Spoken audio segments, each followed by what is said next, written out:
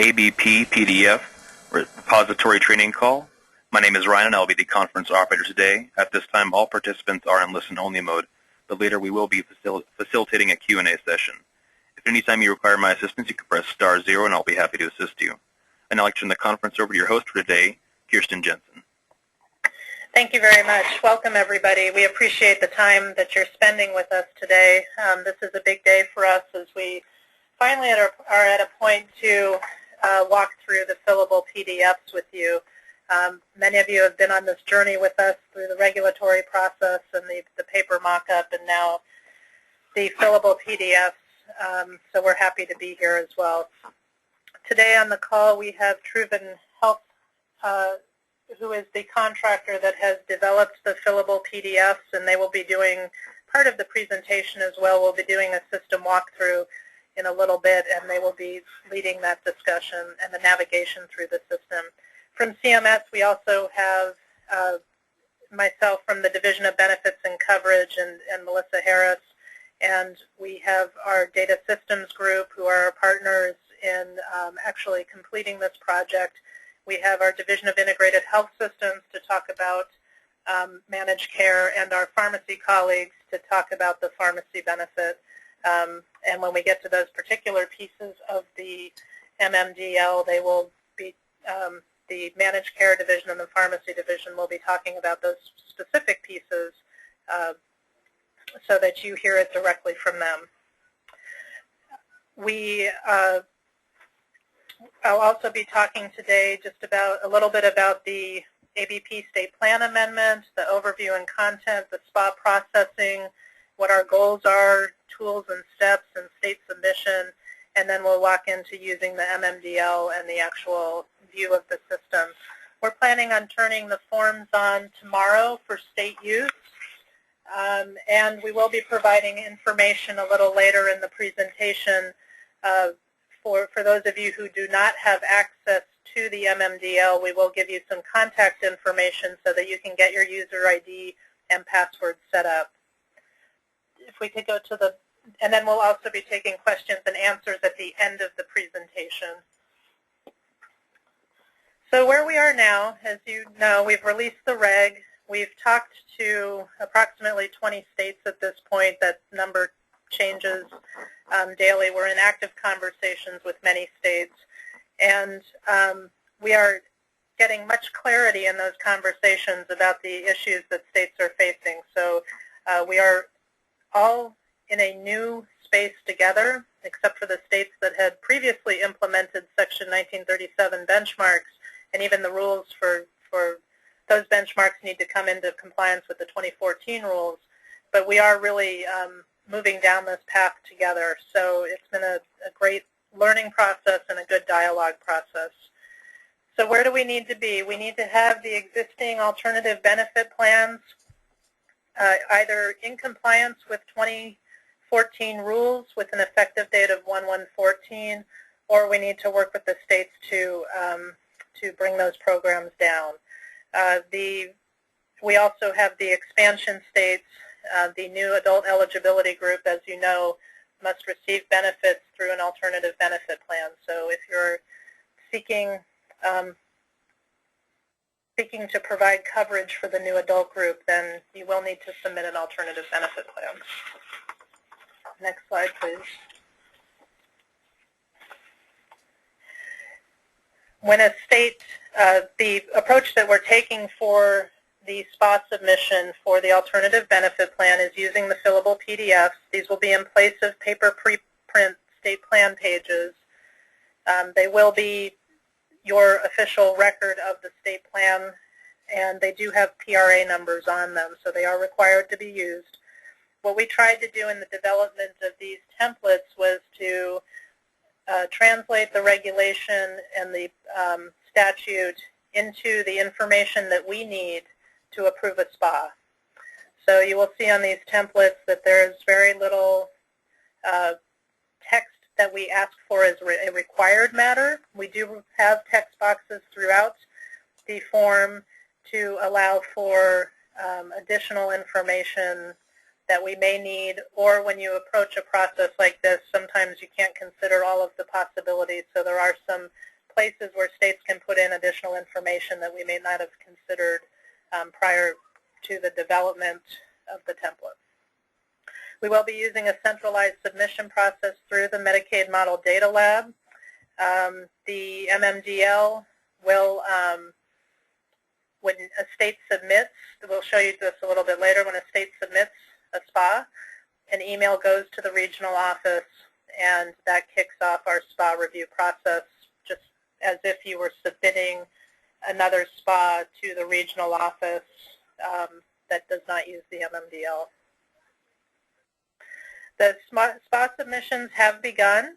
We do have one paper SPA submission in-house that's on the clock, and the MMDL is available, will be available tomorrow for you to start using. And then most of you know this, but we are keeping the paper format on the CALT available for your reference, but it probably won't be used very much. The MMDL has a way for states to download the fillable PDFs without even logging into the system. So it should be, the fillable PDF should become the basis from which you're working. I'd like to talk for a moment about the Medicaid, the ABP SPA components. If you look at the template, it's really divided into 4 different sections. One is to describe the population or the people. One is to describe the benefits and the benefit package, including cost sharing. One is to look at the service delivery systems that will be used to deliver those benefits, and then the payment methodologies. If a state is going to be using fee-for-service that is different from the state plan, or if you're adding a new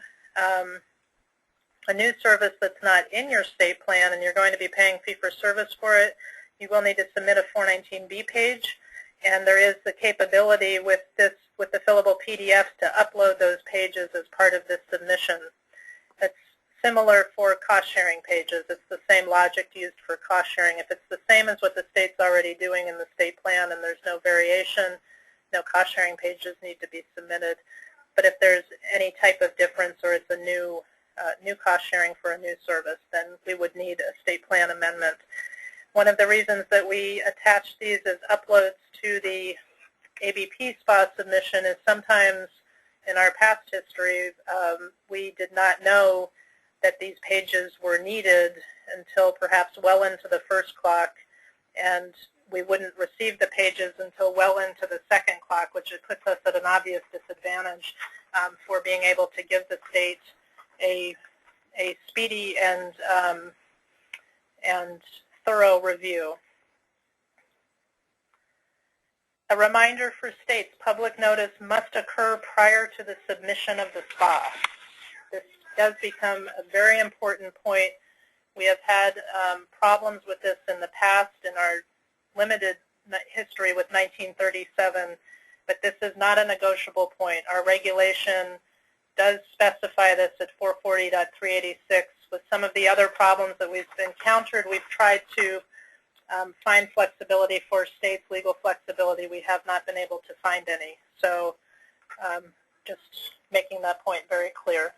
In the MMDL form on the first page of the submission where we collect the 179 information, there is a checkbox reminding the state that public notice must occur prior to SPA submission as indicated at 42 CFR 440.386. So if you check that box, you are assuring us that it has occurred prior to the submission. We are also, we have a slide here for our tribal consultation colleagues. Tribal consultation does apply. This is a state plan amendment. We're asking that the consultation begins as soon as possible, and that if there are any questions about the consultation policies or concerns or issues that you're having in conducting consultation, given the time frames that we're under at this point, please let us know, and we'll make sure that our tribal consultation colleagues can have a conversation with you. The next slide, please. In terms of SPA processing goals, We do want to make sure we have a thorough, accurate, efficient, and timely processing of the SPA. We want to ensure adequate time for the, and it's not, in this case, not related to the eligibility system programming and testing, but it is related to the open enrollment period. We know many states want this information approved so that they can start communicating the benefit package to their beneficiaries. And we are well aware of the time frames here. So please do submit draft SPAs to us. The MMDL does allow for draft SPA submission, and we are happy to work with you to get you to a place where you could have this information available to communicate to beneficiaries. The effective date for the SPAs will remain 1/1/14, however, because that is the effective date of coverage for the new adult group.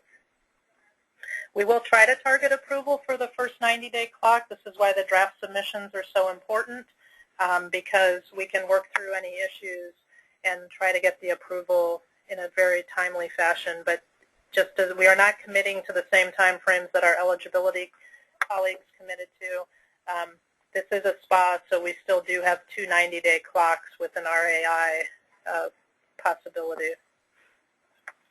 So to achieve this goal, we will facilitate close collaboration with the states and try to identify and resolve issues quickly. For states that have been talking with us, you'll see that we're crossing our boundaries and working together very much in teams to try to support states as much as we can as quickly as possible. So the next slide, please. What are the tools and steps for getting your SPA to us? Obviously, you'll need to fill out the fillable PDFs for the state plan pages. We will have implementation guides out to you shortly. We are reviewing the final drafts at the moment, and we're hoping within the next week or two those will be published as well. These implementation guides, for anyone who's worked on 1915C waivers, are familiar with the guide that accompanies their application, the C waiver application. That is what we're trying to achieve here as well. And then you have access to the MMDL. So first, the state will submit the SPA through the MMDL, and again, you can submit it in draft or as a final submission. Here at CMS, we will receive the SPA and distribute to the CMS team. We are using a team format for review of these SPAs, especially the early ones, to make sure that we are all applying the policies consistently and that we are building capacity both here at central office and in our regional offices to have experts that can be helpful to states both in the near term and the long term. We will review the SPA and collaborate with the states to resolve issues and adjudicate the SPA. So for SPA processing and state submission, the state downloads the SPA from the MMDL. You'll complete the PDFs. The PDFs do have skip patterns in them, so depending on the choices you make, the questions that you need to answer will pop up. You will not need to answer all questions if they do not pertain to the SPA submission. There are some overarching questions that will, assurances and things that will pertain to every state regardless of some of the choices that you're making. You'll also complete a summary page, which is essentially the 179 form that is attached to the paper SPAs and for Medicaid. The system will validate the submission, and an email notification will be sent to the regional office, and then the regional office will notify CMS through our normal channels that the SPA has been received. The CMS team will be able to log into MMDL and view your submission. And again, if we view it in draft, we can work on it collaboratively together. And once the submission is, Marge will talk about this in a second, but once the state officially submits a SPA to us, the state will not be able to go in to make written changes to the SPA until CMS unlocks it for further revisions by the state. That gives us time to review the SPA as it was submitted negotiate and recommend what needs to be changed, and then allow the state to make those changes and then bring it back in once those changes are made to be a SPA submission. So with that, I'm going to hand it over to Marge Hatzman from Truven, and she will start walking through some of the navigation features of the system, and then we'll do a walkthrough of some portions of the actual MMDL templates. Thanks, Kirsten. This is Marge Hatzman from Truven Health Analytics, and you may also hear the voice of Randy Lum from Truven Health, and he's the one that's running the webinar that you're watching right now. I'd like to start by describing how you would get to our website, and then we'll talk about how you would get copies of the fillable PDFs and eventually the implementation guides, and then we'll actually log into the system and create a submission and talk about the properties of a draft versus a final submission and show you how to submit that. And after we've done our system demo, we will go back to the fillable PDFs and look at some of the detail around the fillable PDFs and how to fill them out. So to start with, how do you get to our site? Well, the easiest way to do that is to go out to Medicaid.gov and go to the State Resource Center under Medicaid and CHIP Program Systems, and then you would be looking for the Medicaid Model Data Lab. And once you click on that, you will see the screen that we're looking at right now.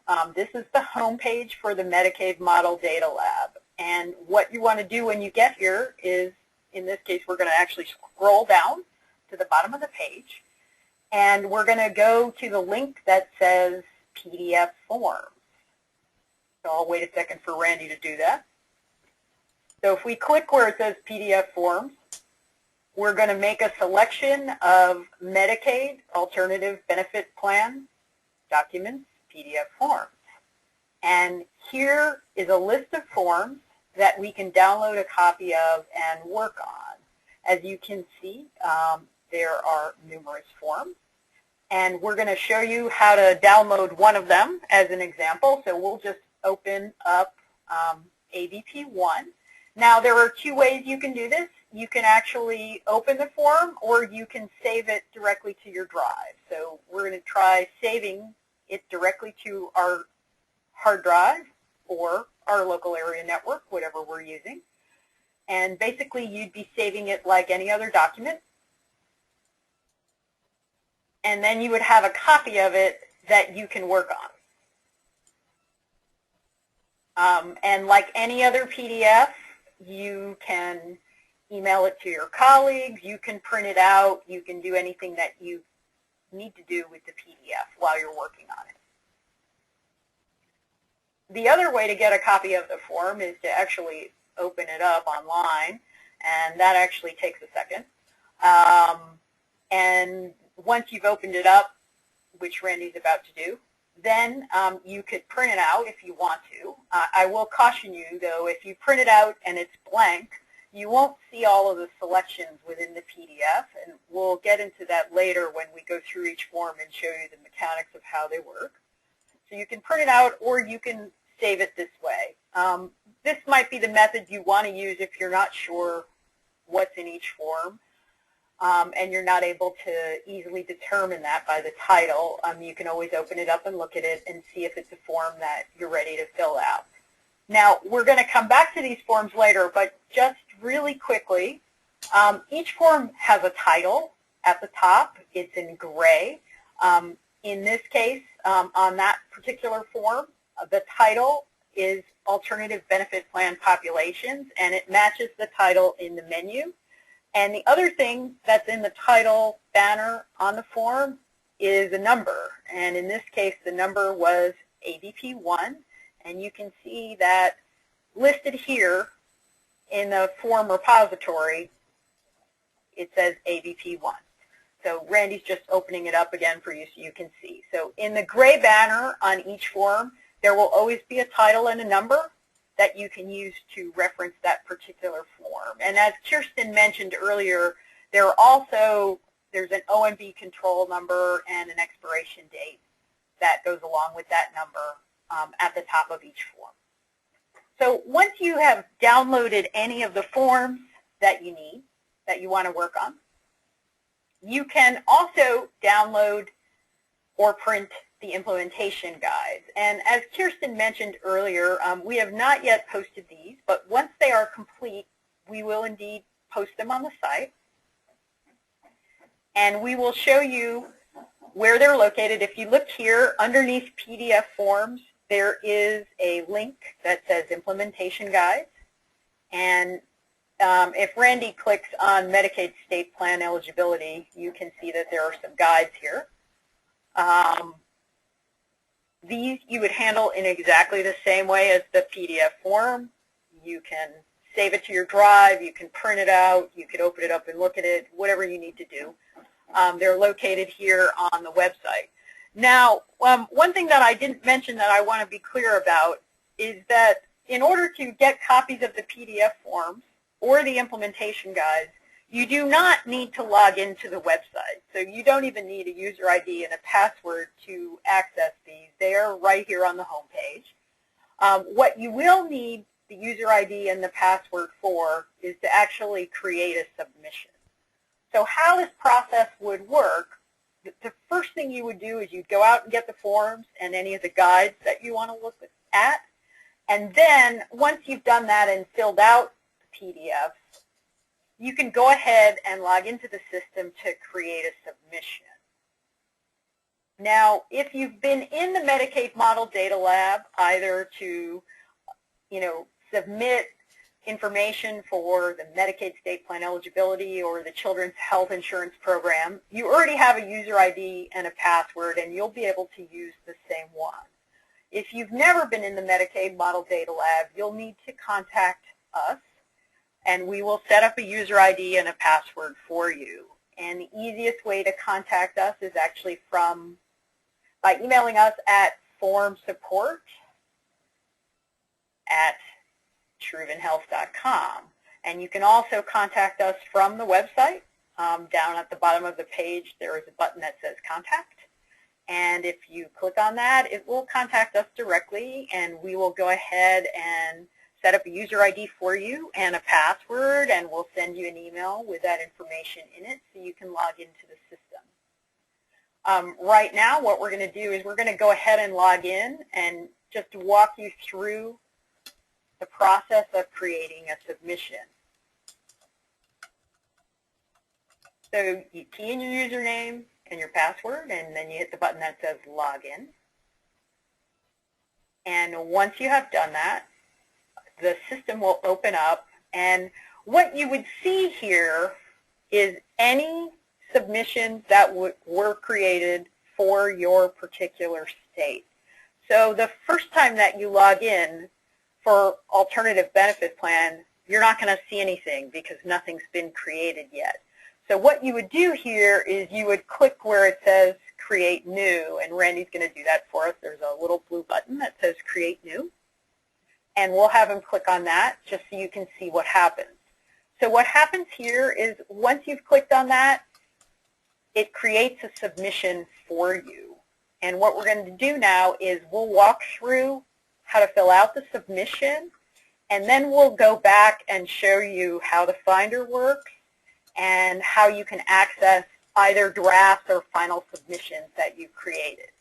So to start with, the system has some navigation features. Up at the top of the page, there's a yellow bar. And on the yellow bar, you'll see there are a number of buttons. There's a home button, which would take you back to the home page. There's a button to log you out.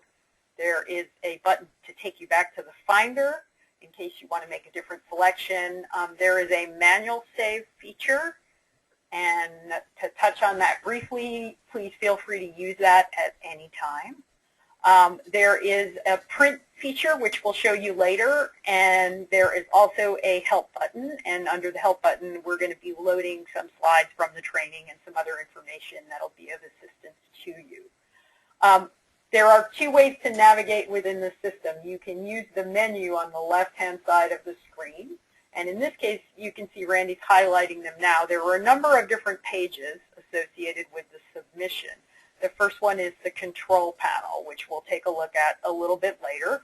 And then there is the general information screen, which we're looking at right now. There's a screen for file management, a screen for tribal input, and then there's a summary page. So you can navigate within the system by making a selection on this left-hand menu, or you can navigate within the system by going to the bottom of the screen, and I'll ask Randy to do that now so we can show you. There are two arrows at the bottom of every screen. One is a back arrow and one is a continue arrow. It is very important that when you're in the system you use these arrows and you do not use the arrows in your browser. Now, Randy's going to put his little red dot on the arrows in your browser. We don't want you to use those. I know a lot of you who are on the web, if you're on Amazon or you're buying an airline ticket or whatever you're up to, you will often hit the back arrow to go to the screen you were just on. And I myself am guilty of that. When you are in the system, please don't do that. And there's a couple of really good reasons why. We want you to use the arrows within the system or the menu on the left.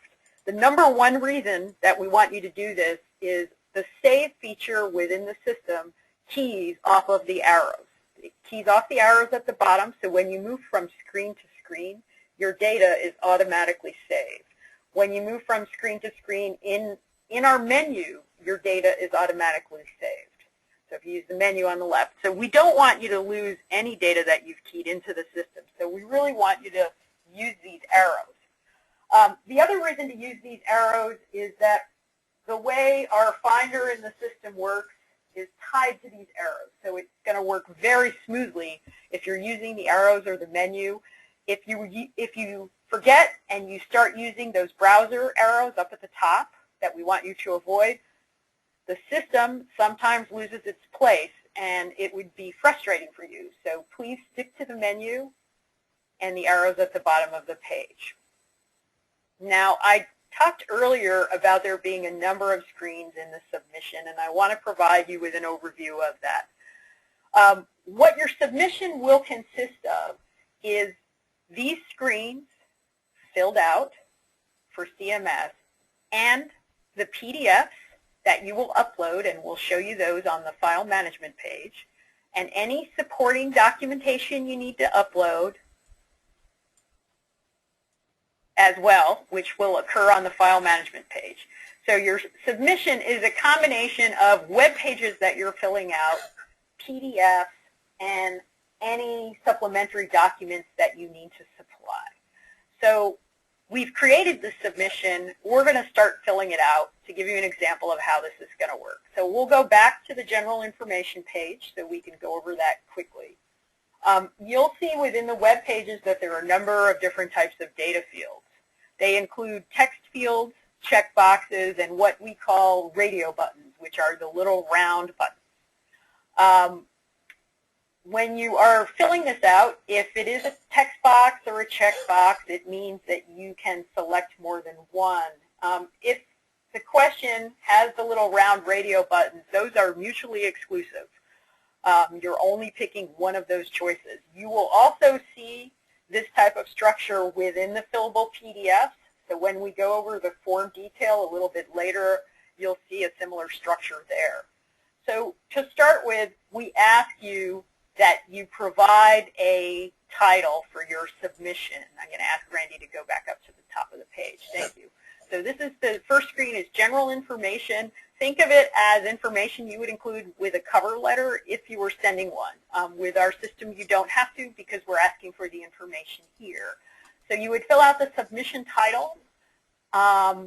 We use that title within the system menus, so you may want to provide a title that's descriptive enough for you to identify the submission. It's not much of an issue right now because you probably only have the one submission, but in the future when you have 4 or 5, you're going to want to be able to tell by the title which one you're looking at. We also provided a box for you to provide a text description of the submission. And in this case, this particular box has a character count. And as you type in the box, the character count increases so you can see how much space you have left. Do not feel like you need to fill up all the space in the box. If what you want to put in is one sentence, that's just fine. The character count is just there to give you an indication of how much space you have.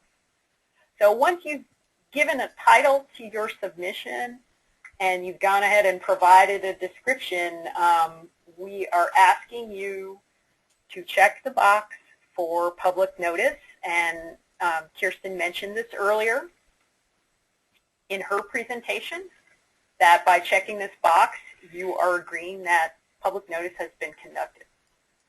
After you've gone ahead and filled that out, we try to help you in determining which PDFs you need to submit based on the nature of your particular submission that you're putting in. So here are some screening statements that ask you what options are in your submission and give you some feedback on which forms you need to fill out. So again, here are the radio buttons. So you are picking one of these three selections. So for example, if we picked the first selection, which was the population group for this alternative benefits plan includes only the adult group, we can't pick the other two. So we're only picking one. We're making one selection. Once we have made a selection, you can see that there is some detail there that provides you with information on which forms are required. So if we make this first selection, we have to complete form ABP 2A and submit that with our submission. There are other forms we need to complete as well, but that one is definitely required. If we make the second selection, we have to do ABP 2A and 2B. And if we make the third selection, we need to complete 2B. After that, we're going to ask you some more questions about your submission. The first is a checkbox that's asking if enrollment is mandatory for some or all participants. And if the answer to that is yes, and you check this box, you also need to complete form ABP 2C and submit that. And you'll see on the file management page how you upload those forms, and we'll show you how to submit them. Again, a couple more questions. Specify the number of benchmark benefit packages, and then you need to complete ABP 3, 4, 5, and 8. And if you did benchmark equivalent, 3, 4, 6, and 8. So after you've answered these questions, we ask you to hit the continue button and move on to the next screen. And what you're doing right now is you're creating a draft. None of this is submitted until you make that decision and actually hit the submit button. And with a draft submission, it is open for editing at any time. So you can work on this today, come back tomorrow, work on it some more, finish it up next week or the week after. It's available to you for editing and any changes you need to make until you submit it.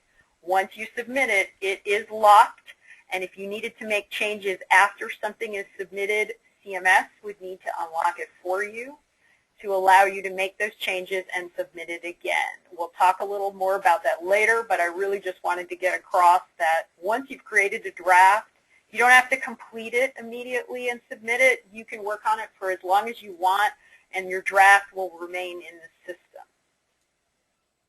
After we have filled out the general information page, we're going to go to the file management summary.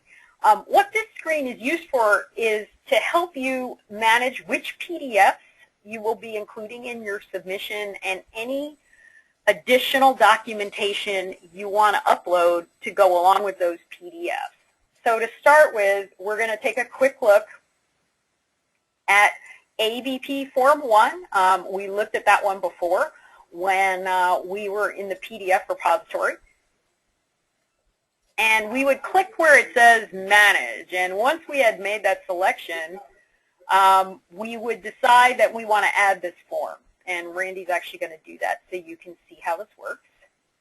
So once we said we want to add it, we basically go out and find the file on our hard drive or on our LAN, wherever we've saved it. And like any other upload process, we select a file, and then we basically simply just hit open and go ahead and hit the upload button. Once we have uploaded the file, you will see the name of the file appearing in the box that says uploaded form name, and I'll get Randy to highlight that for you. So you can see there what he has highlighted in blue. That means the form was uploaded.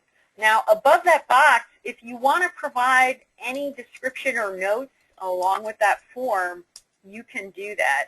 And you have a text box there, so you may just want to provide a description. It is optional. You do not need to use that box if you don't need to.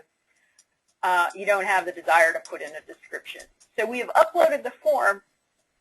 Let's say we have some supporting documents that we also want to include with this form. We would go down here under Add a Document, and the process is very similar. So we hit Add a Document, we get our box, we hit Browse, and we select the document that we want to add from our directory on our hard drive. We hit Open, and then once we do that, we hit the Upload button, and again, you will see the name of this document appearing under Uploaded Document Name. So you can see that now. The document that Randy just uploaded is here, and if you want to, you can provide a description in the text box to go along with that document. Now, what happens after you've uploaded these? Well, once you've uploaded them, they're here for you at any time you need to see them, unless you delete them before you submit. So they will be here. They're saved within the system. You can download them. That will not remove them. If you download them, it just gives you a copy that you can print or look at. In order to remove them, you would have to hit the delete button over at the right. So as part of your submission, in addition to filling out the web pages, you're going to upload any of the PDFs that need to go along with your submission and any of the supporting documentation that you would like to include with your PDF. And I know earlier in the presentation, Kirsten mentioned 419B and the cost sharing documentation. Those might be things that you would be uploading along with some of the PDFs, and you would handle those as supporting documents. So here's the upload process. We're going to go back to show you what this looks like in the file management screen once you have uploaded it.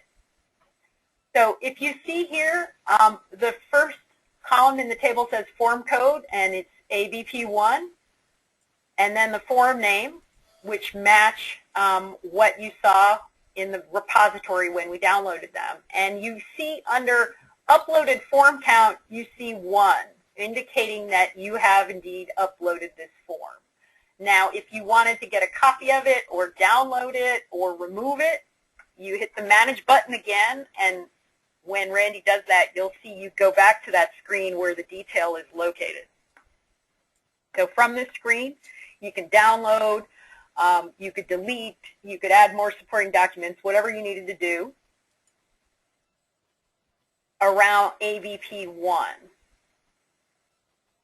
So when you're using the file management screen, if you have, say, 3 different PDFs you're going to upload and supporting documentation to go along with them, you would select each one by the form code and you would select Manage.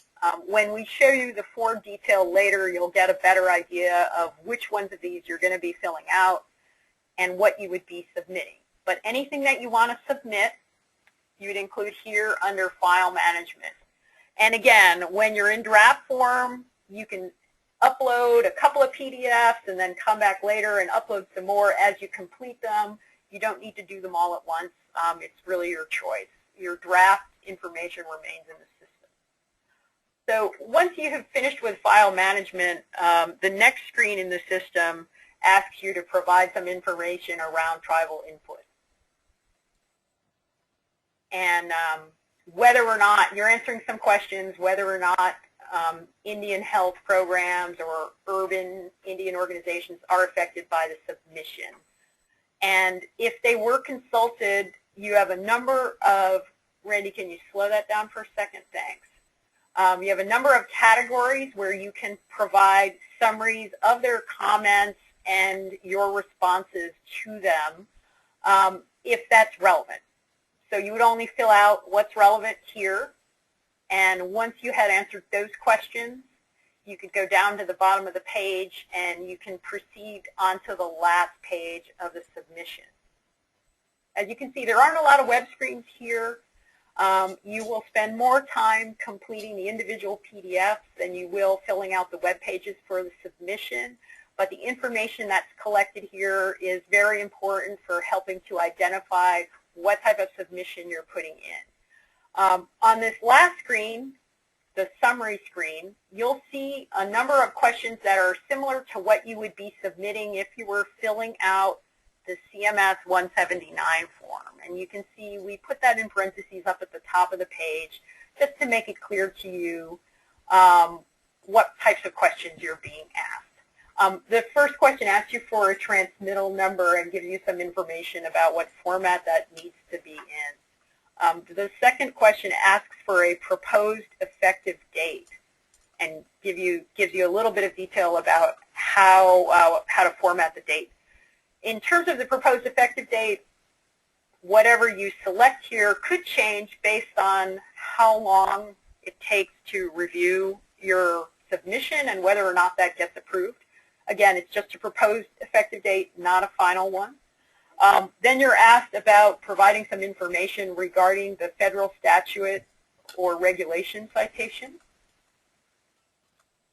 And after you have filled that out, what is the impact on the federal budget for the first and the second year and the amounts?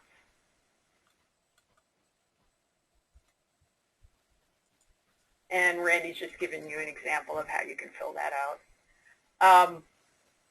You have a text box to provide information around the subject of the amendment, and I would think of this as you would if you were filling out a cover letter. You know, what is this amendment about? Provide a little bit of detail.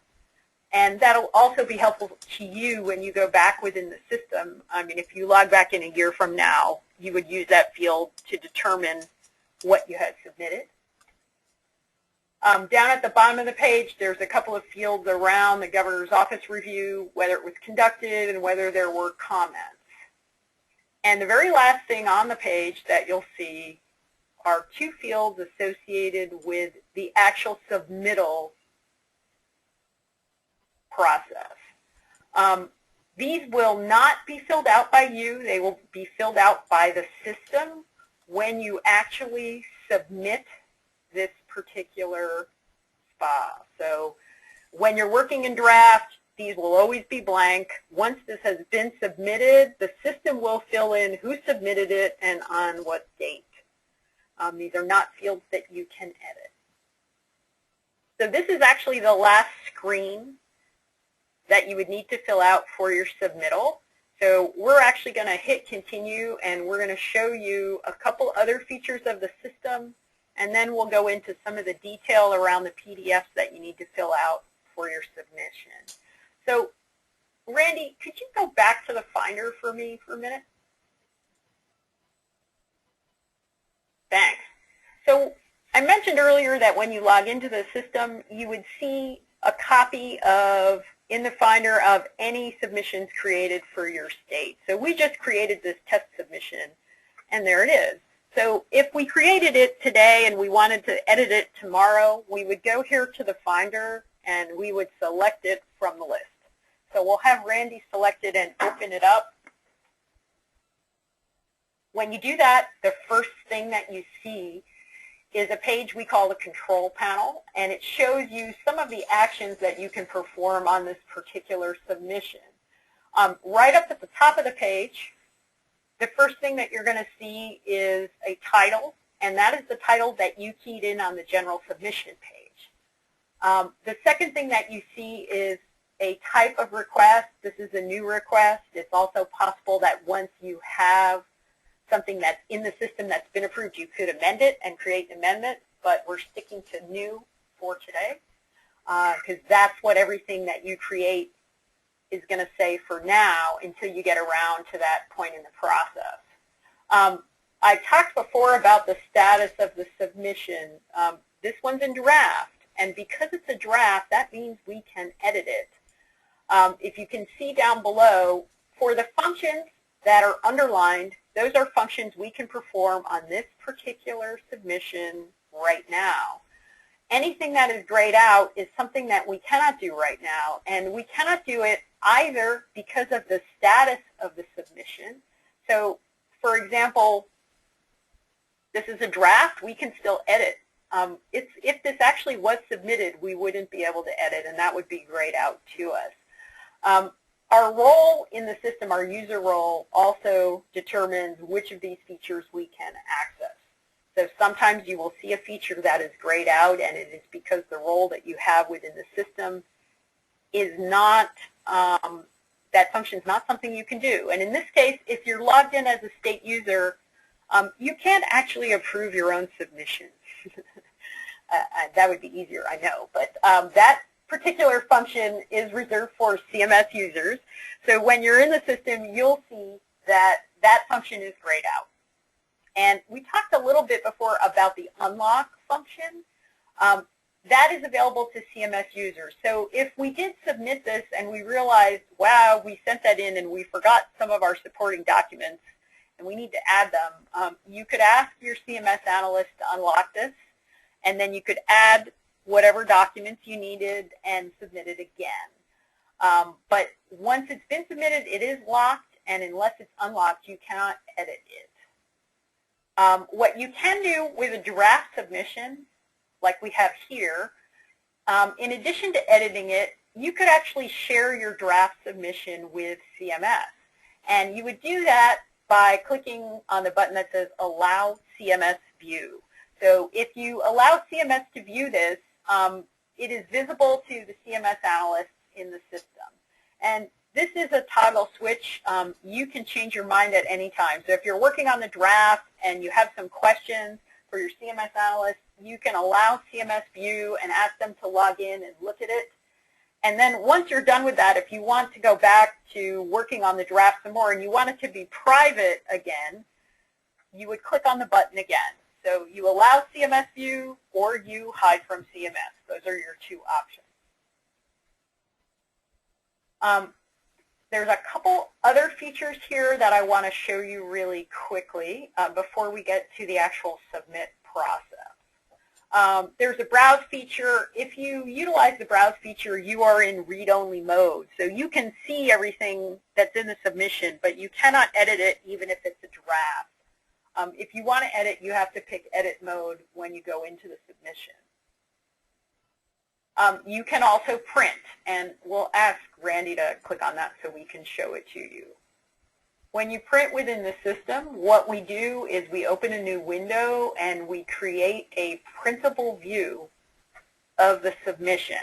And what that does is it puts all of the screen information within the margins of the printer, and it provides you with something that you can print out nicely and easy to read with all the data that was entered.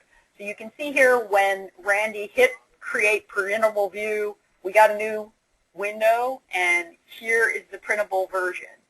We can either send this to our printer and print it right out, or we could, if we have a PDF writer, make a PDF of this printable copy.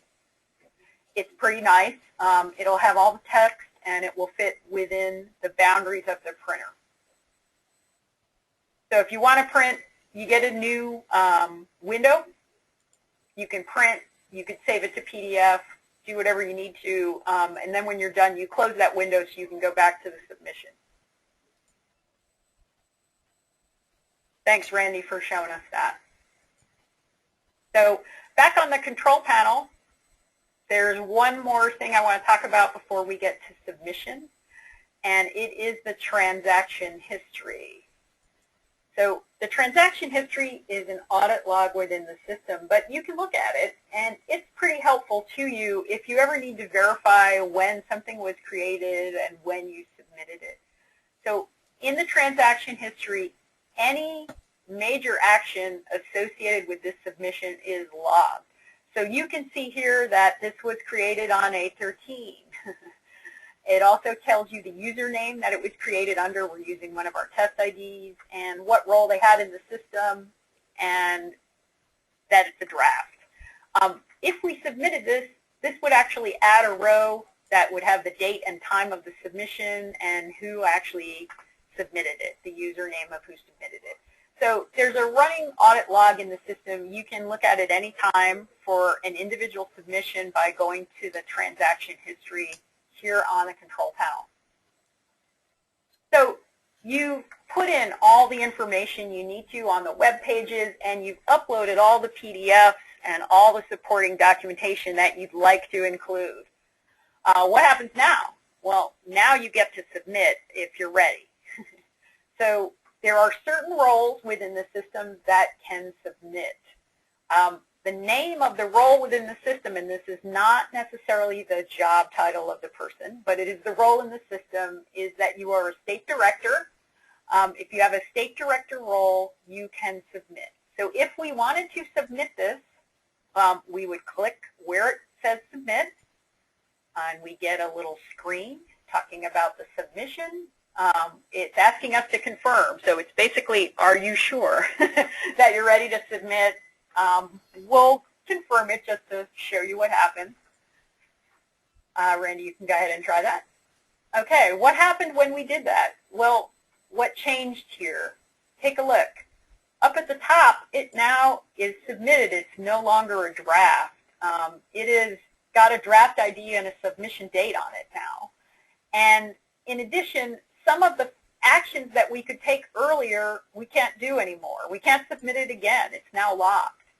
We can't edit it. It is now locked. So those features are tied to the status of the submission. And if we go in transaction history, and I'll ask Randy to do that, we should see another row. There it is. Okay, so this was submitted, and it's got a date and a time and an indication of who submitted it. Now, on the rare occasion that you have submitted something that it isn't a case of editing, you actually really need to withdraw something. Withdraw is a permanent action. It is an action you can take, but you would need to talk to your CMS analyst about that. That is a permanent action. Just editing, you want to talk to your CMS analyst and ask them to unlock it so you can make changes and submit it again. So just a very quick thumbnail on how to use the system, and then we'll go look at the details of the PDF. You're getting ready to create your submission. The first thing you do is go out to Medicaid.gov and go to our site, download copies of the PDFs that you want to fill out, as we showed you earlier down at the bottom of the page under PDF. Download any of the implementation guides that you need. Once you've done that, you're going to log into the system and create a submission. You can do it then, or you can wait till you've filled out all the PDFs, because as I said before, once you have a draft submission in the system, it'll stay there. So say you're ready to create, log into the system, select Create New. Once you do that, you are going to fill out the web pages associated with the submission. You get the control panel, you want to edit.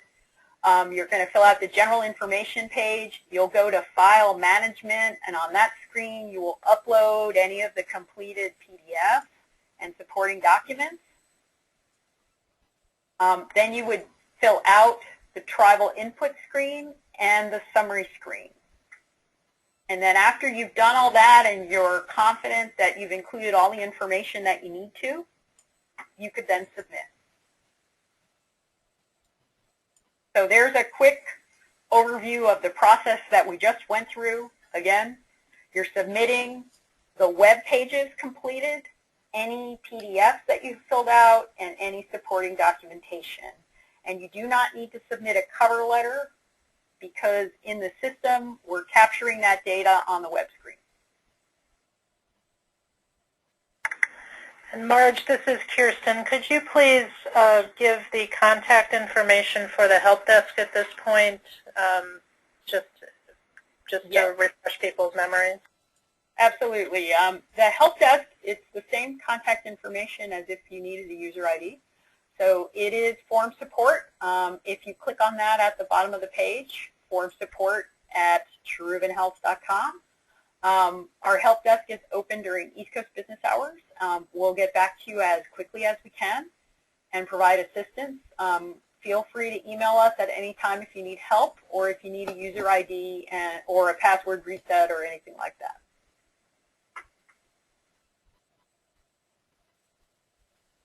And as Kirsten mentioned, the system will be available to you tomorrow. What's available to you right now, if you wanted to go out to our website, is the PDFs. They are already there.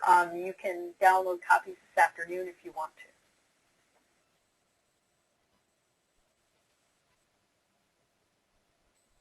Well, that completes our system overview. Now we're going to take a look at some of the specific information in the PDFs and give you a demonstration of how they function. So I'm going to ask Randy to go back to the PDF repository portion of the site where all the forms are located. And we're going to go ahead and open up ABP 1 again, and we're going to use this to provide you with an example of how the forms function.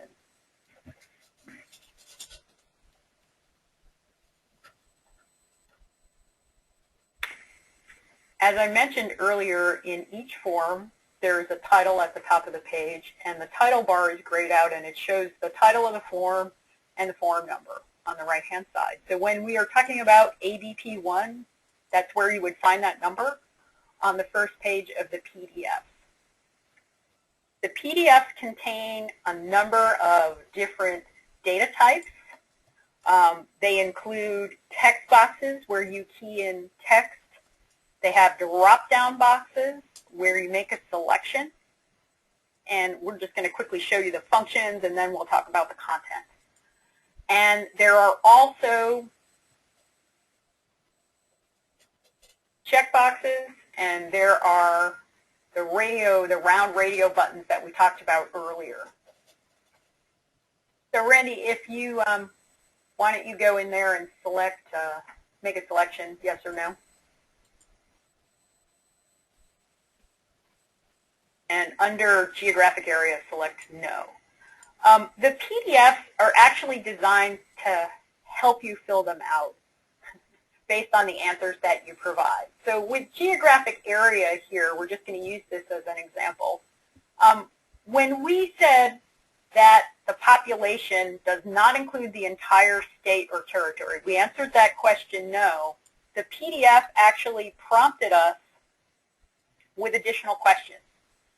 So once we've said no, then we have to provide more detail around the geographic variation. So how is this set up? Is it set up by county? Is it set up by region, city or town, or other?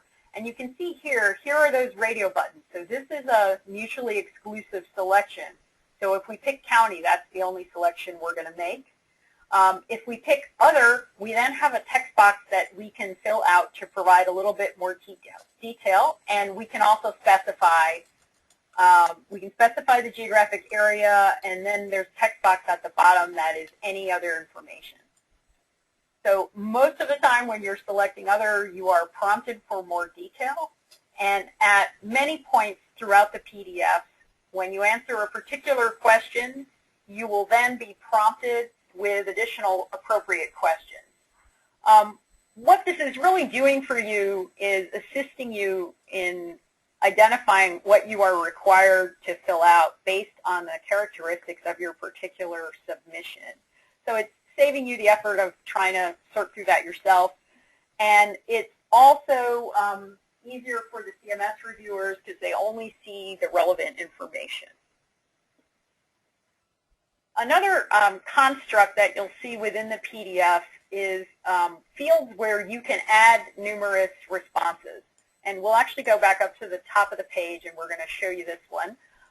This occurs for eligibility group. So as you can see there, Randy has made one selection on one line, and he needs to add some more. So he hit the plus sign, and he got a new row. Once he's done that, he can make another selection from the drop-down box and show that more than one eligibility group is being covered. And if, for example, he inadvertently added this and, oh, wow, I didn't mean to put that in there, that was wrong, he could delete it. So you can delete a row. He'll show you how that works. So 4 questions where multiple responses are appropriate. You'll see a structure similar to this one where you can add rows or take them away. When you're working in the PDFs, we do recommend that you save your data, and you save it just as you would a regular document.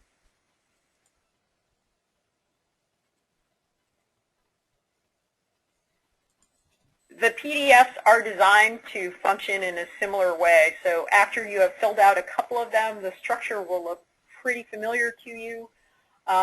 They're set up this way to reduce the learning curve and to make it easier for you to fill them out. You'll also see at the bottom of each PDF there is a PRA disclosure statement in the bottom banner. So we're going to go back up to the top of the page and we're going to talk about the content of the PDF now that I've given you a demonstration of how they function. Thanks for your help with that, Randy. This is ABP1, and when you're filling this out, you're going to be providing information about the populations being covered by the alternative benefit plan. So we'll open it up again so you can see you're asked to identify the population name and then to specify what eligibility groups are included and whether enrollment is mandatory or voluntary, and then to provide information about the geographic area. Kirsten, is there anything you would like to add regarding this particular form? If you could, Randy, could you select the adult group, please, in the eligibility group selection? Yep, just to show, this is the new adult group, the Section 8 group, for which many states will be submitting SPAs to us. So just want to reflect that on this page. Thank you.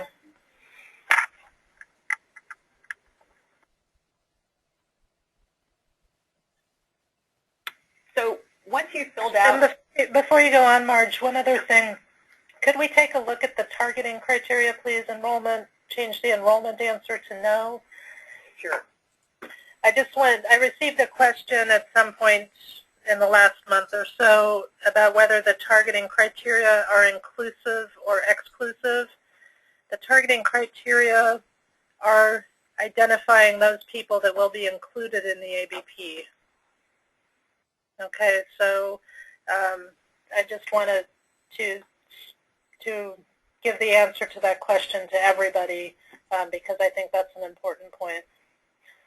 And then if you could select income standard, please, and show that, you know, we have states that want to carve up the adult population into the 0 to 100% and then 100 to 133 or 138. So this is where the state would be able to do that. So just to show the application of targeting criteria in this form. Thank you. Thanks, Kirsten. So this is ABP1, population. The next form we're going to show you to give you a flavor for some of the forms you might fill out as part of your submission is ABP3. And this form is focused on selecting benchmark benefit package. And it'll take a second for us to load this one for you. Thanks, Randy. As you can see, just looking at the form before we talk about the content, the form is very similar. You have radio buttons, you have text boxes, you have a drop-down box. Up at the top of the page, you have the title and the form number, along with the OMB information. And then down at the very bottom of the page, you'll also have the PRA statement. These are consistent across the forms. And you'll find that these forms work the same way. The selections that you make determine which questions you are filling out.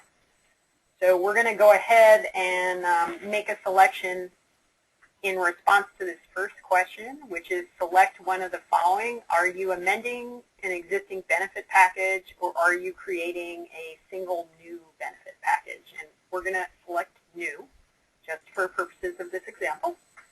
And once we've made that selection, we need to give it a name, and I'm sure Randy will come up with something really creative for us under name.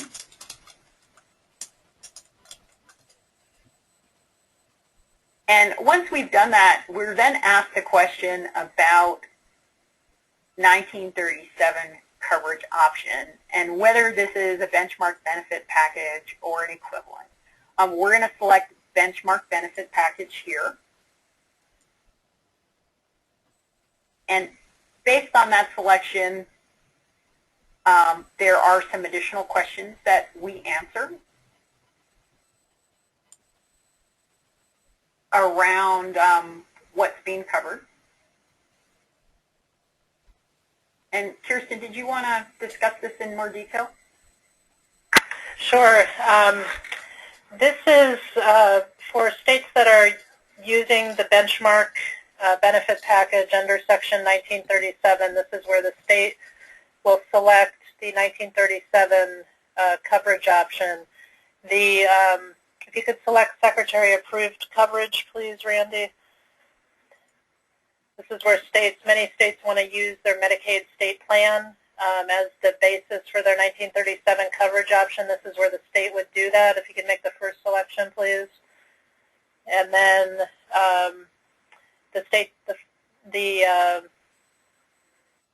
then you would select that the state territory offers the benefits provided in the approved state plan.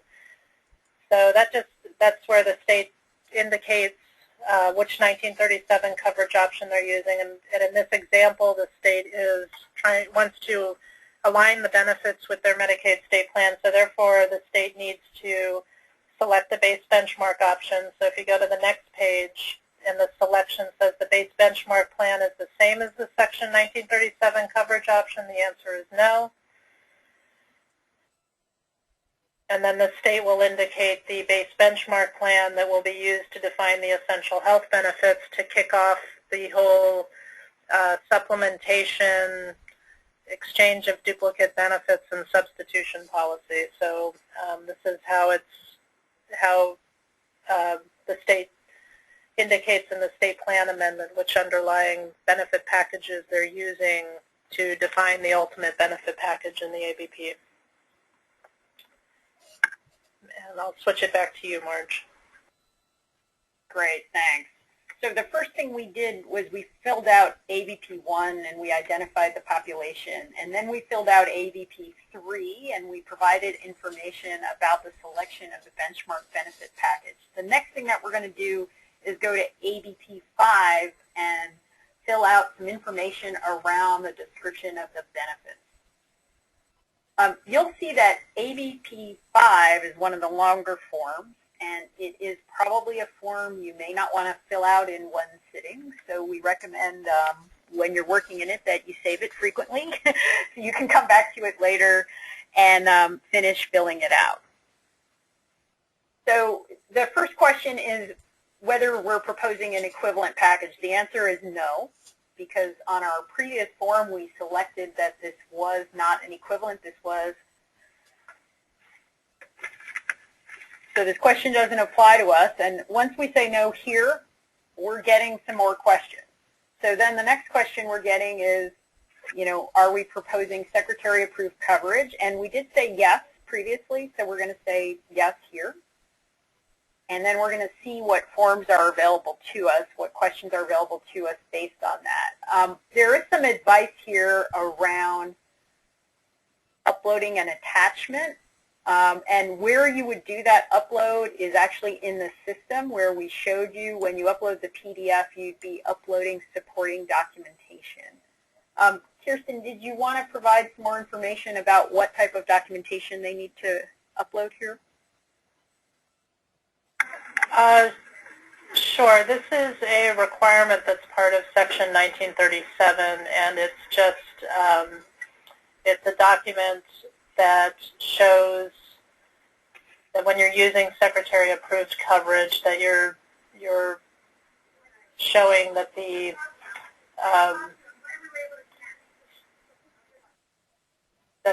standard full Medicaid plan is appropriate for the population. So we can get into more detail on this as states start wanting to submit it. Great, thanks. So the next question we're being asked are around the benefits that are included in the alternative benefit plan, and there are a number of questions that on the subsequent pages that feed into this question. So what is the specific name of the base benchmark plan selected? Specific name of the 1937 coverage option selected, and if other than Secretary approved, so we don't need to fill that one out because we are using something that is Secretary approved. And then on the next pages, there is a table for each of the essential health benefits. So in this case, the first one is ambulatory patient services, and what we would do here is describe the benefit provided and make a selection regarding the source from the drop-down box. Indicate, so you can see there's a number of selections here under source. Indicate some information around authorization and whether it's required or not. So we could be answering none, or we could be answering prior authorization, or one of the other selections. And then answer a question about the provider qualification. Are they Medicaid state plan, or is it another option? And then we would supply information around the amount limit, the duration limit, the scope limit, and any other information regarding this particular benefit. Kirsten, did you want to add some more detail here? Yes, I just, on this particular slide or template, we do want to see the detailed benefits that the state is adding for ambulatory patient services. So if the state is using 10 benefits to define ambulatory patient services, we'd like to see all 10. When the state indicates the benefit provided, perhaps let's say physician services here, and the physician service benefit in the Medicaid state plan is greater in terms of is a richer benefit than what's in the base benchmark, then you put physician services and select state plan 19058 to indicate where the benefit is being drawn from, and then you continue on to indicate the benefit management technique processes you're using, the provider quals, any limitations, and then any other information you'd like us to know. And then you'd add this benefit. You can go on, provider quals or Medicaid state plan, and then if you select add, then we would expect to see the next service that you're using to define ambulatory patient services. Thank you. Great, thanks. So what we're showing you here is for the first essential health benefit of ambulatory patient services. We're not going to go through the other ones in this form, but we'll just ask Randy to scroll slowly downward so you can see what else is here. Emergency services and hospitalization. And the form continues on and goes all the way up to number 10. So there's 10 categories. You'll see that most of these forms look fairly similar with a couple exceptions. And one of those exceptions is prescription drugs, and we're going to open that one up right now so you can see that. Do we want to cover any detail around prescription drugs? Yes, we'll have the pharmacy team. This is Joe Fine, who will talk to us about the prescription drug benefit. Thank you. Hi, everyone. I just want to share with you, but basically that prescription drugs are an essential health benefit under the alternative benefit plan process, and that's different than pharmacy services would be under the general Medicaid population because it's an optional service. So the way this was set up, there must be at least one drug for every United States pharmacopoeia category. That's a standardization of each drug class under prescription drugs, and this must meet that benchmark. And virtually all benchmark plans have at least one drug per class, so that shouldn't be a problem. Then this section is actually an attestation. Are you going to? Is the state going to apply a limit on days supply? Are you going to have authorization? You would hit that and would say yes or no. The provider qualifications. You would probably require that all pharmacy providers be enrolled in Medicaid. And then you look at the limit of number of prescriptions. There are some states that limit the number of prescriptions per month, or you may decide to limit the number of prescriptions, limit the brand drugs, certain brand drugs per month. There are states that do that. And if you have other covered limits, you would check that off. And certainly virtually all states have a preferred drug list, and you'd probably want to incorporate this population into the preferred drug list. The coverage that exceeds the minimum requirements or other, you may want to make a statement that if you plan to incorporate this population into your state plan that is normally in place so that there wouldn't be a difference in coverage policy, you may want to put that in there. And if there are other special limits or extra services that you're rendering under pharmacy, you may want to mention that here. But the idea is that this is mostly an attestation of the kinds of services that you'll be providing for this enhanced population. And as we go through the SPA process, we may come back with certain questions about your limits on the certain sections here, or it may even be less if you are going to use the general Medicaid SPA, coverage limits that you currently use. So, and this should not be too problematic for this section. Okay, we'll hand it back to you, Marge. Thank you, Joe. Okay, great. Thank you, Joe. In the interest of time, I'm actually going to move on to the next form. Again, this was ABP 5, benefits description, and at the end of the presentation, we're going to have a bunch of time for questions. So if you want to go back to it then, you can let us know. We're going to take a look now at service delivery systems, ABP 8. And the form asks you to provide detail on the type of delivery system that you'll be using for the alternative benefit plan's benchmark benefit package. And as you can see, this form, again, looks fairly similar. We're actually going to ask Randy to go ahead and select managed care to see what type of options we get. So once we have made that selection for managed care, you can see that we have a number of other questions that have appeared that we need to respond to. What type of organization is being used? And then down at the bottom, some questions around managed care options. And Marge, I think we have Robin Preston on the phone who can walk through some of the options, if that's okay. That would be great. Great, thank you. Robin, go ahead. Good day, everyone. So if you've decided to deliver these ABP services through a managed care plan, you may also be deciding to deliver it the way that you currently do for the rest of your Medicaid population, which means you may be using a combination of an MCO for most of the inpatient, outpatient needs, but then you may use a PIP for your behavioral health, so you would select that as well.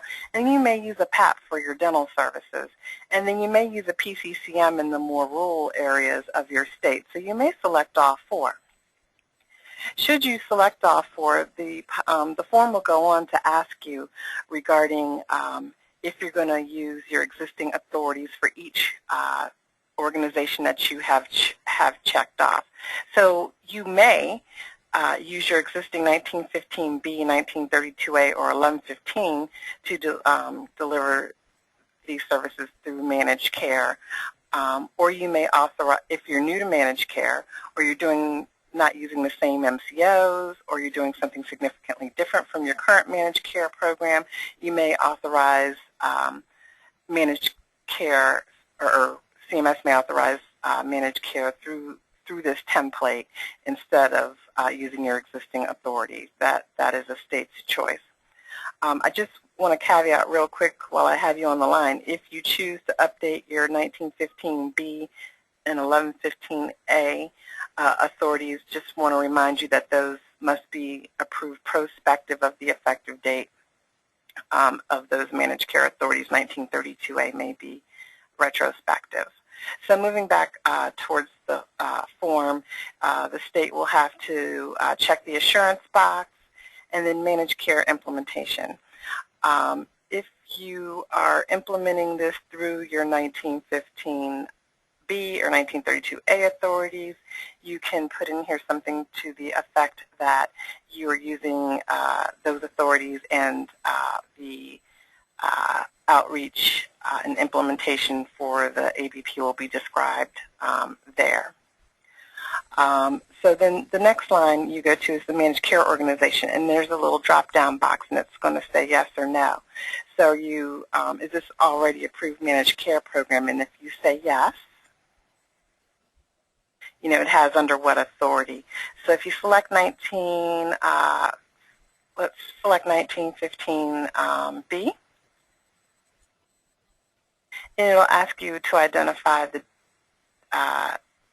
date that it was approved.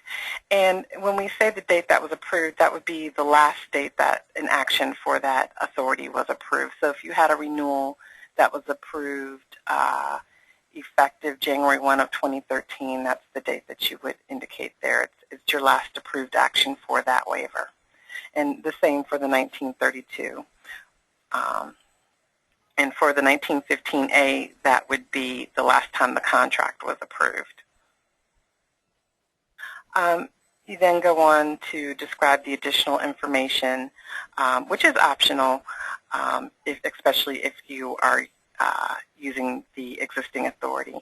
Now, if you go back and choose, so this form goes on because we chose MCO, PIP, PAP. You would then indicate here that you're using a PIP for your behavioral health if that's what you're doing. If it's not what you're doing, you would not have selected that at the top of the form. And you will continue to describe. So let's just say you're a state that's using all your existing authorities. You would say prepaid inpatient health plan. You would say yes. And then you may or may not, you also authorize that under 1915B, the last date it was approved. Any additional, you may use the control number and the description of the program, and then the PIP optional, just any additional comments, and then PAP, same thing.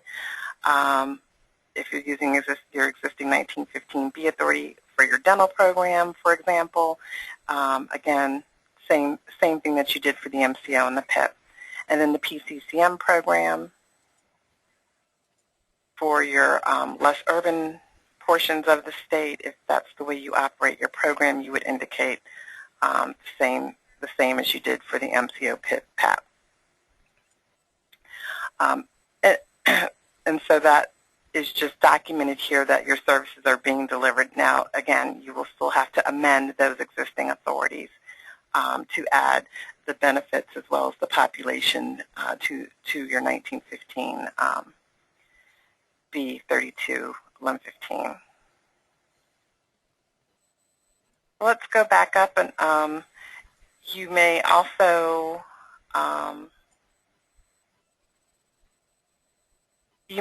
be a state if you want to unselect PIP, PAP, and PCCM. You may You may also check fee for service here. For example, you do everything through your managed care organizations, and however, your pharmacy benefit is fee for service. If you could scroll down, you would then describe those services that are still going to be provided outside of the managed care organization by selecting the appropriate radio buttons and populating that section.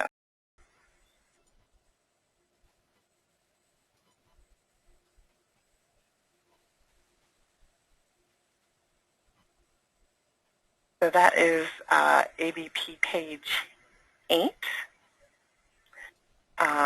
For service delivery systems, I'm sure there may be some questions during our Q&A, so I don't want to take up too much of your time. Thank you, Robin. We'll go ahead and hand it back to Marge now to wrap it up, and we'll switch over to Q&A in just a moment. Hi, Kirsten, we can cover another form. The two that I had sitting out are alternative benefit plan cost sharing or employer-sponsored insurance, or we could go to Q&A and take people's questions. What would you prefer to do? Let's do the employer-sponsored insurance one, please, and then we can wrap. Randy, that's number 9.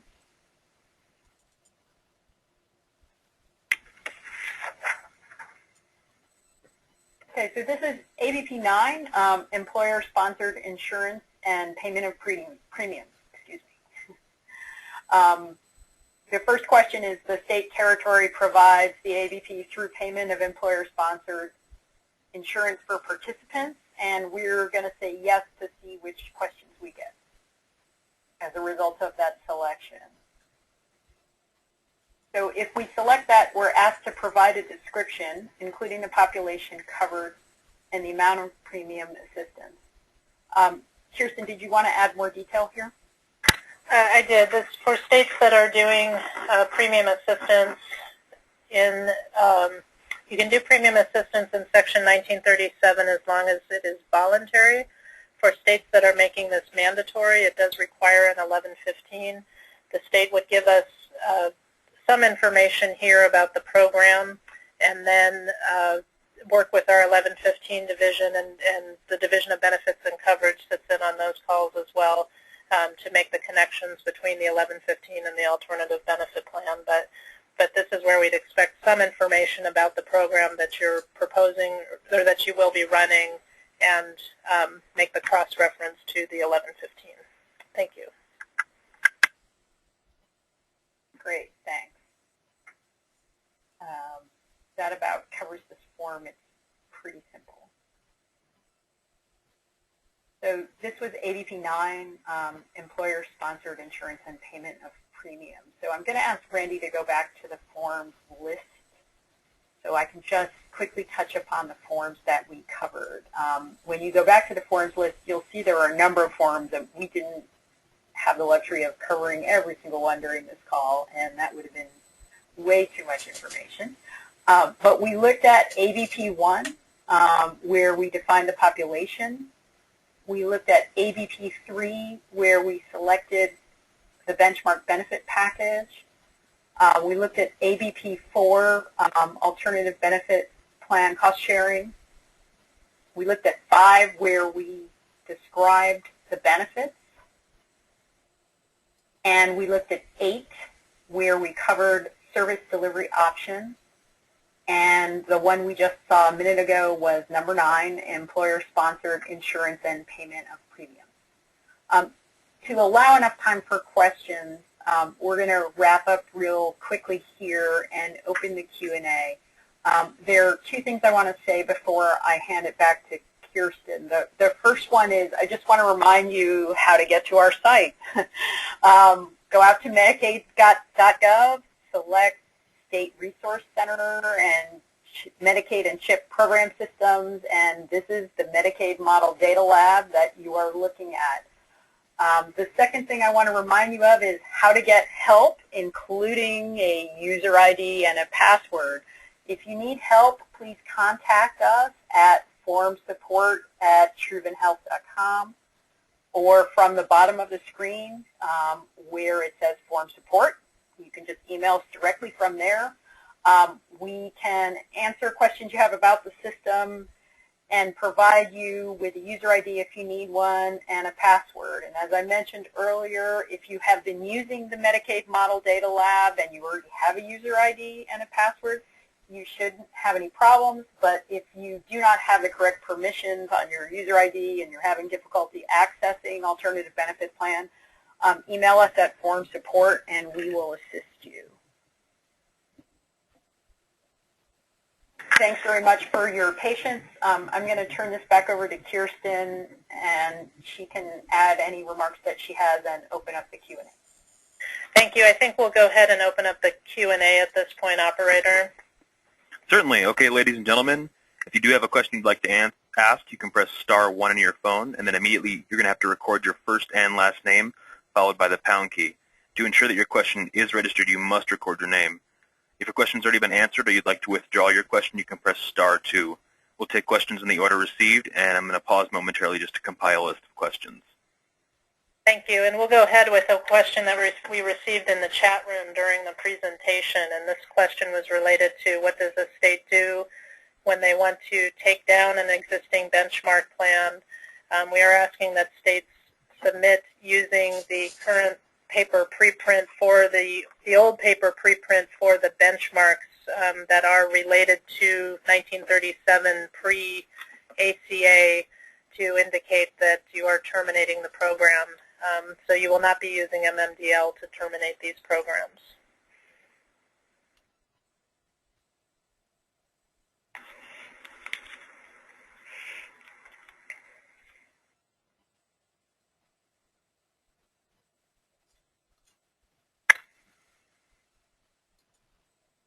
Okay, it does look like you have a question coming from the line of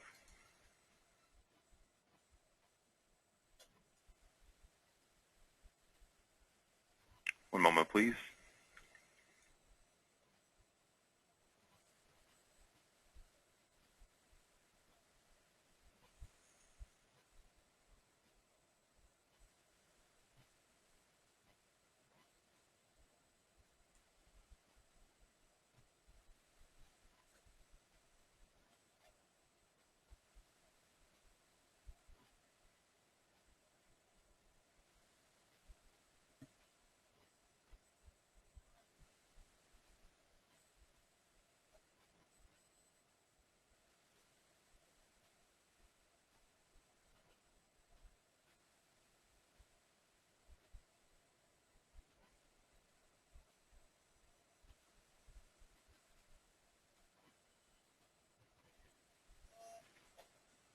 Okay, it looks like you have a question coming from the line of Nevada Medicaid. Please proceed. Hi, Kristen. It's Colleen. Hi, Colleen. Hi. On the 81 form, were you guys able to fix that assurance for those of us who are mirroring our state plan Medicaid? If a state, we did not show that form today, but if a state is truly able to create an alternative benefit plan for EHBs that is exactly the same as their approved Medicaid state plan, and that includes habilitation and prevention services and mental health parity and all of those requirements, then there is an assurance that we've built in that says that the medically frail process does, that the state assures that people will be enrolled in a benefit package that is the approved state plan, and the medically frail process does not need to be implemented. But that is only if we can get the benefits to be exactly the same.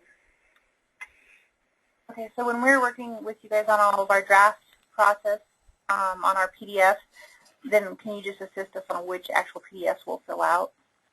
Well, you're doing the 8 group only, and I think the first one of the first web forms that you fill out, I think you're filling out 2A, which is the voluntary benefit package selection assurances. And if the first question says if it's the approved, if they're exactly the same, then we don't need to follow the choice of benefit package process, and so none of the other questions will show up. Okay. Thank you. Mm-hmm. You're welcome. Okay, your next question comes from the line of Charlie Hughes, Kentucky Medicaid. Hi, Kristen. This is Charlie. Hi, how are you today? I'm good, and yourself? Just fine, thank you. I actually have several questions, but I won't ask them all right now.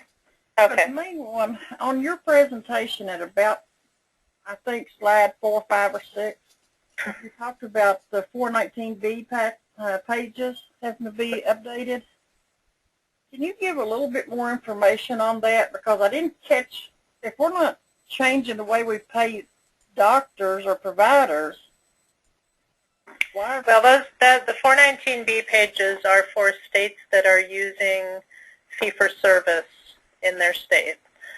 So if you're using managed care, then you follow the managed care pathway to paying the plans or the PIPs and the PAPs. But if you're using fee-for-service in your state, then you would need to submit a fee-for-service 419B page, payment methodology page, if it's different than how you currently pay for it.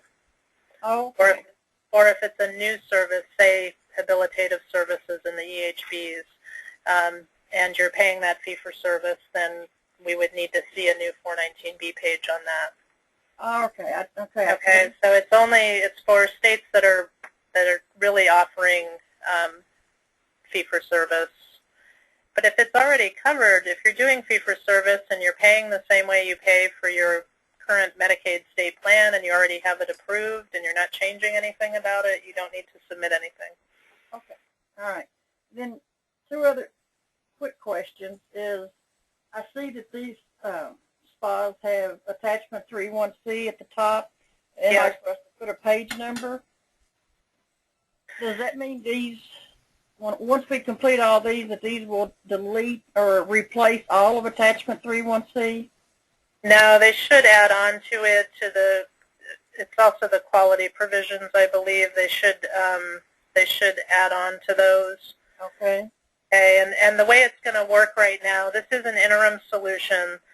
So the way it's going to work right now is the regions will be taking these submissions and filing them into the state plan at the regional offices using whatever method the region uses. Some regions use PDFs, so they would just put them in the PDF format and file it under 3.1C after the other pages that you already have approved there. Okay.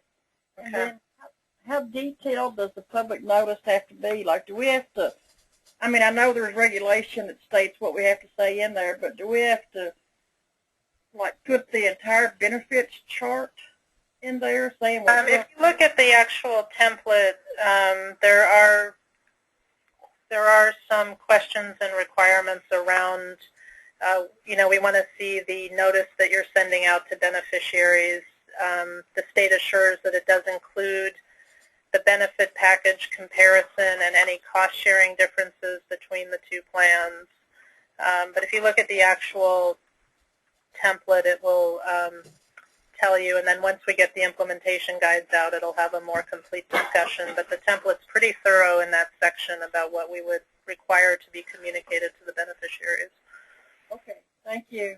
You're welcome. I'll ask the rest of my questions on our call this week. Okay, we'll be ready.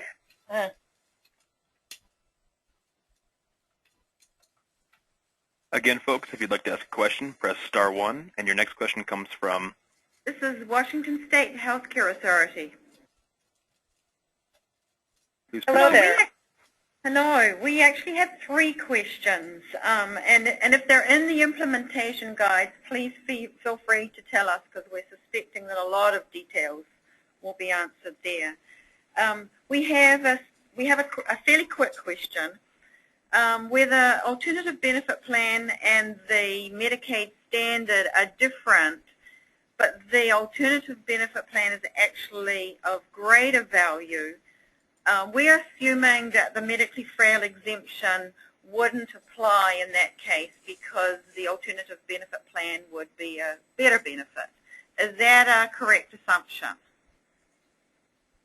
Well, the medically frail exemption applies if somebody in the new, I'm assuming we're talking about the new adult group at this moment, so the medically frail exemption applies if a person in that group meets any of the criteria for the definition of medically frail. So it doesn't, they receive a choice of benefit package that is either the ABP that is EHB or the ABP that is the state's approved state plan. And it's not for us to judge which one is better or worse because it's for the individual to decide which package is better for them. Well, the question for us is that they are exactly the same package.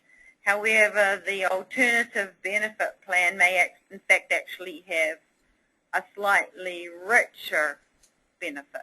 So then we would say that they're not exactly the same. And in that case, and benefits counseling would have to occur. The package has to be exactly the same. So I think we're having a call with you with Washington State a little bit later today. So perhaps we can dig into the details on this question for you on that call, so we can really understand the background to your statement. So another fairly quick question. We're not certain of the process we should use, the timing of it, but we want to add to our current benefit plan for standard Medicaid and then build on that for the alternative benefit plan. Does that mean that we need to do the traditional state plan amendment for our standard Medicaid and then do all of the work for the alternative benefit plan on top of that? Yes, that's correct. Okay, that's what we were thinking. Yep. Can they go in together?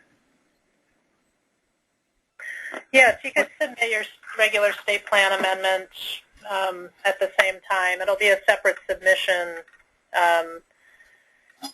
but you could submit them on the same day so that they largely travel together, and we'll make that connection here when it comes into our division, and we can make sure that we work to get both SPAs approved as quickly as possible.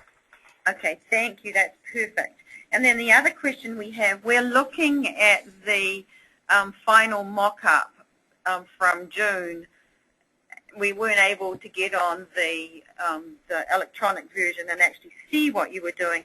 So in the selection of the Section 9037 coverage options, there are two options in here. One's the benchmark benefit package, Secretary approved, and that's the version you talked through today. Yep. The other on this particular mock-up is benchmark equivalent, and it allows the Medicaid state plan to be a checkbox on that. And it appears if we chose that we wouldn't have to fill out all of the details on the chart about on the table of the benchmark, of the benefits included in the alternative benefit plan. Are we looking at the right thing? Benchmark equivalent is an option within Section 1937. I would say it doesn't get you out of doing the analysis because you still have to provide very detailed actuarial benefit analysis to us to show us the benefit package that you'll be providing. So you do not have to submit the same data in the same way that we ask if you're choosing the benchmark option, but it's not that you get out of doing any of the analysis. There are certain rules around it and what we expect. Right, we understood that, and we have our actuaries working on it. It just seemed like the tables on the benefits included in the alternative benefit plan would not necessarily have to be filled out in as much detail. So we'll look at it's different. It's different, but if you look in the regulation for benchmark equivalent, it's very clear about the actuarial analysis we require and the benefit analysis that we require to meet the regulation in that section. And EHBs still do need to be provided in benchmark equivalent coverage. So we can talk again later today about that option for the state if you'd like. That would be good. Thank you. I think that covers the main points. Okay, thank you. Your next question comes from Dan Sorge, Pennsylvania. Hi, good afternoon. My question is more general in nature. We received some information about the submission process of the MAGI and some of the alternative benefit package, and it's a little confusing. Can you point me to the website or something definitive that tells me what is the mechanical process for submitting these state plan amendments? Do we send a package to a mailbox, an email box, or do we upload them to the MMDL? And I am getting conflicting answers, so that's why I'm asking the question. You upload them to the MMDL, and Marge, would you like to walk through the actual upload and submission? Well, we just did. So it would be the same process for if you are filling out any of the available PDFs for Medicaid eligibility, ABP or CHIP, this is the process that you would follow. So you'd go out to the MMDL, find the PDFs, fill them out, log in, create a submission, upload the PDFs, fill out the couple of web pages for each submission, and submit. That's what we thought. Are you receiving that contradictory information from your regional office? Yes. Yes. Okay. I don't want to put them on the report because I know it's a big. But we had received information that we were supposed to email these, and then we received something else that even contradicted that instruction. And I was asked the question. I said, no, it's my understanding that these were to be uploaded to the MMDL, once they've been filled out and completed. Yes, and I'm correct. sorry, I didn't see that first part. I was in another call. I joined late, so I didn't see the beginning of your. Yes, we did walk through the actual submission. We will be putting out on COLT some reference materials after this call so that states have documentation about how to do the system uploads and submission and that kind of thing, the actual system mechanics of it. So that will be available to you probably tomorrow. We'll be able to get those posted for you. And then for others who've been on the call, it does serve as a reference tool over time.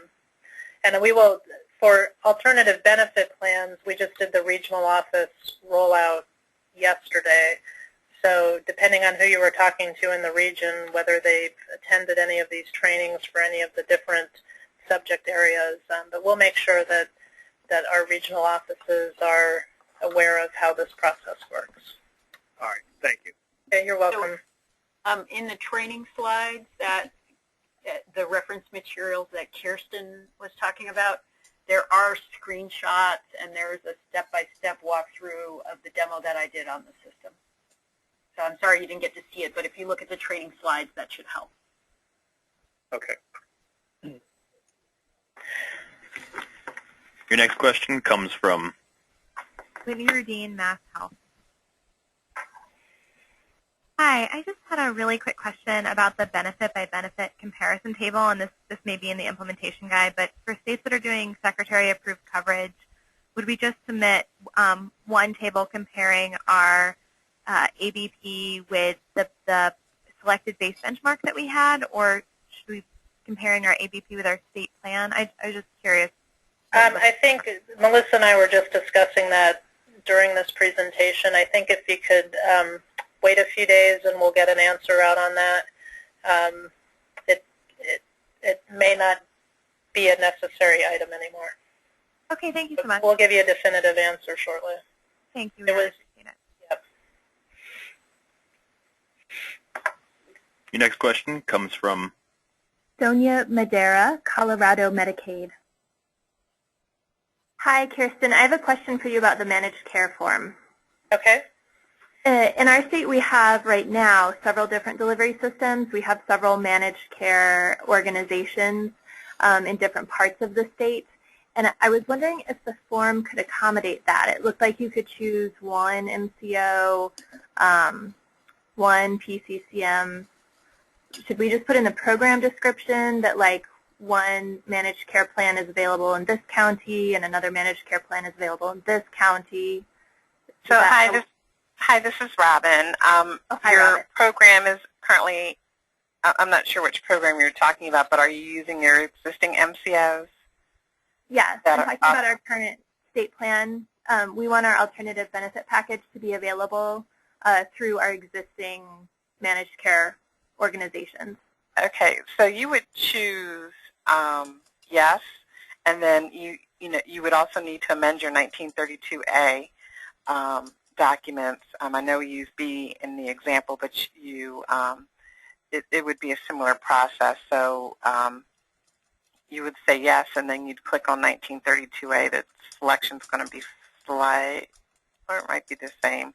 And then you can just say in the provide additional details regarding service delivery, you can see approved 1932A pages.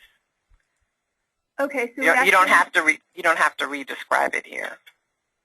Okay, so we actually need to make the changes. We need to submit SPAs for our existing managed care programs. That is correct. Okay, and it looked like on the form that we saw in the presentation that the I think it said for the PCCM, it listed one of the options was 1932A mandatory enrollment. Our current PCCM is through passive enrollment. It's not mandatory. So is there an option there for a 1932A voluntary enrollment or passive enrollment?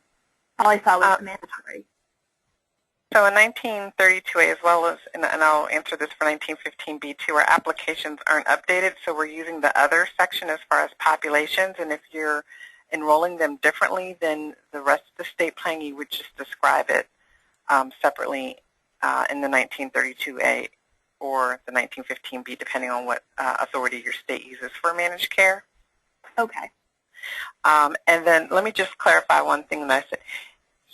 You have the option of either updating your 1932A or authorizing it for your ABP for your 8 group on the template.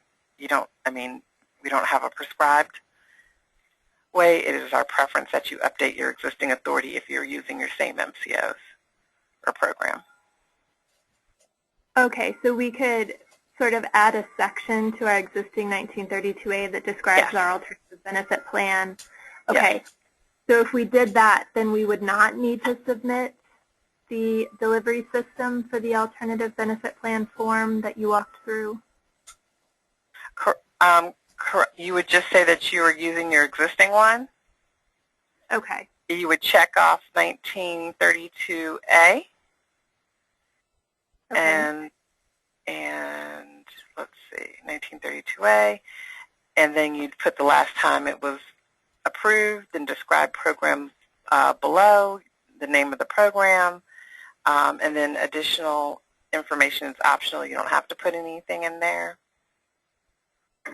Okay. So it only asks you for some limited information. You check off 1932A the last time it was approved and describe program below. So, I mean, if you're going to call it something different, ABP/Colorado plan, you would just put it there.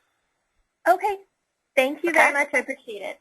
You're welcome. Kirsten, it's just if you're using existing managed care authority, it's just a place for the state to indicate that that's what they're doing and then making the connection so that we know here to go look elsewhere for your delivery system. So that's the purpose of that section for states using existing authorities. Looks like there are no further questions. Okay, we have a couple of questions from the chat room. We're running over time here. We can answer some by in writing. One of the questions was about allowing CMS to access the draft function, and that could possibly expedite review and approval of ABP SPAs. We can see SPAs that are in draft if the state turns them on for us to see them. So that is an important part of our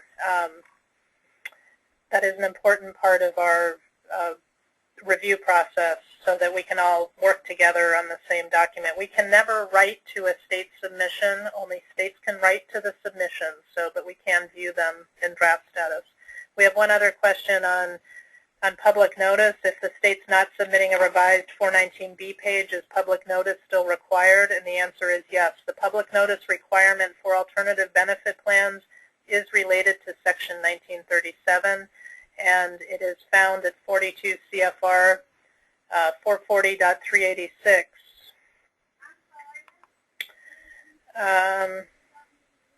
And are we expecting all ABP PDFs to be submitted in one package into the MMDL? And the answer to that is yes.